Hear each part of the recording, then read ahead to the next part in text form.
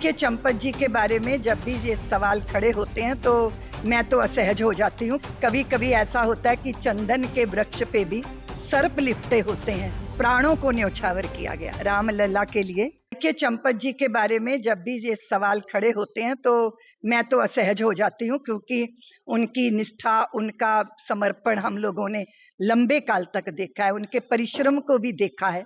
लेकिन वही वाली बात है कि कभी कभी ऐसा होता है कि चंदन के वृक्ष पे भी सर्प लिपटे होते हैं जो अपने विष का त्याग नहीं कर पाते।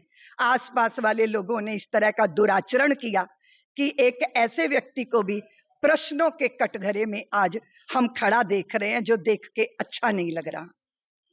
क्या कुछ कहने का? देखिए, बहुत दुर्भाग्यपूर्ण प्रसंग है ये। आस्थाएं जब धक्का खाती हैं तो बहुत घायल कर देती हैं। श्री राम जन्मभूमि का संघर्ष 500 वर्ष लगातार चलने वाला संघर्ष है, जिसमें धन की तो छोड़ दो, जो है प्राणों को न्यौछावर किया गया। रामलला के लिए शीश पे पगड़ियां बांधना स्वीकार नहीं किया गया, पैरों में जूतियां पहनना स्वीकार नहीं किया गया, और अपने प्राणों तक की आहुति दी गई है। उस स्थान पर इस तरह की घटनाएं सचमुच दुर्भाग्यपूर्ण है। लेकिन मैं पूरे समाज से ये निवेदन करना चाहती हूँ कि योगी जी ने जैसे कहा था कि दूध का दूध, पानी का पानी होगा, दंडनियों को दंड मिलेगा, इसीलिए अपनी श्रद्धा को, जैसे गंगा जी के तट पर कोई व्यक्ति बैठ के हमारे साथ छल कर दे तो हम गंगा जी के प्रति उदासीन नहीं होते, इसी तरह श्री राम जन्मभूमि के प्रति जो पूरे संसार के कोटि कोटि सनातनियों की आस्था है, वो अक्षुण है, वो अक्षत है, वो कभी खंडित होने वाली नहीं है।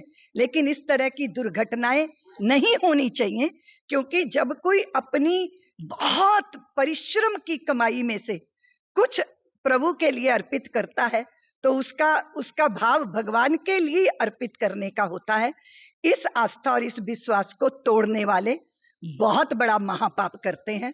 ऐसा महापाप सबके प्रति संदेह पैदा करता है। जैसे अभी पीछे समय कोई घटनाएं घटी हैं कि एक लड़की ने अपने प्रेमी के साथ मिलकर अपने होने वाले पति की ही हत्या कर दी, तो अब सारी लड़कियों को आशंका की दृष्टि से देखा जाएगा।